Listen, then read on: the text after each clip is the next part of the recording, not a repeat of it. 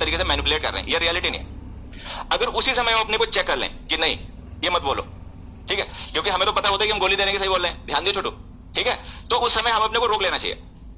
लेकिन हम क्या सोचते हैं कि जैसे हम बेवकूफ हैं वैसे ये सामने वाला सुनने वाला है, ठीक है, हम गोली दे रहे हैं, ये गोली ले लेगा, बस पता ही नहीं चल पाएगा इसे।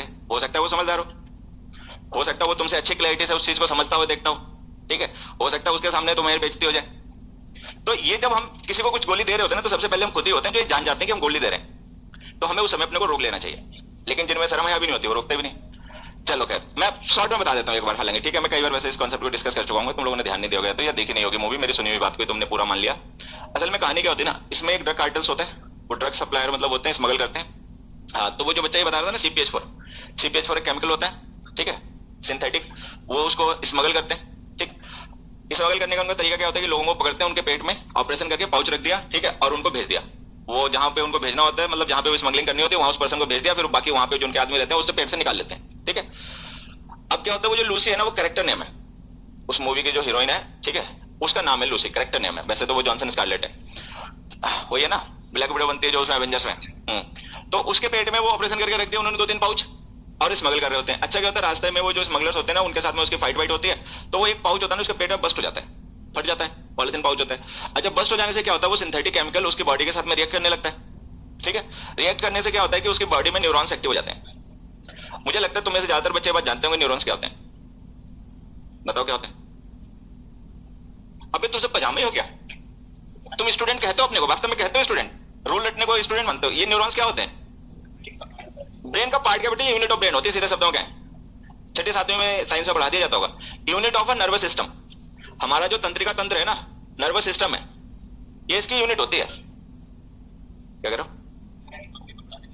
हाँ, ये तो बेसिक चीज है, असल में हमने तमीज से पढ़ा भी नहीं होता, उन्होंने पढ़ाया भी नहीं होता। उन्होंने कहा था बस क्वेश्चन आंसर याद कर लो पास हो जाओगे, और हम पास करने के पर्पस से ही पढ़ते रहते हैं, कल वाली वही क्लास। तो हमारा पर्पस सीखना होता ही नहीं, हमारा सीखना तो पर्पस यहाँ नहीं है, यहाँ भी हम याद करने के जुगाड़ में बैठे हैं, बहुत से देखो भी रेडी बैठे हैं कि कभी रूल बताएंगे याद करेंगे, ठीक है, वो भी सुन थोड़ी रहे होंगे, और इसी चक्कर में स्कूल कॉलेज में पढ़े तभी ये बोर्ड में रह गए। तो न्यूरॉन, ये तो 9वीं का कॉन्सेप्ट है, ठीक है। तो न्यूरॉन्स जो होते हैं वो तो यूनिट ऑफ नर्वस सिस्टम, हमारा जो ब्रेन है ना उसकी यूनिट है। तो न्यूरॉन्स एक्टिव होने का मतलब पता क्या हुआ, न्यूरॉन्स एक्टिव होने का मतलब हुआ कि ब्रेन की कैपेसिटी का रिवील होना। देखो ये तो सभी ने कहा, मतलब सुना सुनाया होगा कि हम इंसान जो होते हैं अपने दिमाग का 5 से 10% के आसपास, 10 भी ज्यादा ही होता है, 5-7% के आसपास यूज करते हैं, ये तो सुना होगा, ठीक है। ये कौन लोग यूज करते हैं, जो आइंस्टाइन जैसे, डॉक्टर APJ अब्दुल कलाम जैसे तेज दिमाग लोग होते हैं। रूल रट्टे वाला तो 5%, 0.5 नहीं करता, उसका तो वैसे बचा ही रह जाता पूरा का पूरा, वो ऐसे ही ले जाता वापस, वो भगवान क्या इतना पूरे वापस ले जाता है, कहता मैं देखो ऐसे ले आया, ठीक है, वो यूज नहीं करा। रूल रट्टे वाले का तो दिमाग यूज नहीं होता, उसकी मेमोरी यूज होती है बस, ठीक है। तो खैर रैम पे से उसका कभी जोर नहीं पड़ता ना, रूल रट्टा रटने वाला होता है उसकी रैम पे जोर ही नहीं पड़ता, ठीक है, वो तो ऐसे ही रह जाती है अनटच, खाली वो अपने वो हार्ड डिस्क का जो रोम होती है वही भरता रह जाता है। तो ये 5 से 7% हम यूज करते हैं। उस मूवी के रेफरेंस वगैरह मैं बताऊं तो उसमें बताया उन्होंने कि डॉल्फिन जो होते हैं ना, वो सबसे ज्यादा अपनी ब्रेन की कैपेसिटी का यूज करते हैं, 20%, ठीक है। अच्छा होता क्या, जब ये वो जो CPH4 होता है वो इसकी बॉडी का रिएक्ट करने लगता है ना, तो इसके ब्रेन की कैपेसिटी बढ़ने लग जाती है। न्यूरॉन्स एक्टिव होने का मतलब यही होता है कि उसकी बॉडी में जो ब्रेन्स होते हैं ना, उनका मतलब जो ब्रेन की यूनिट है वो एक्टिव होनी शुरू हो जाती है।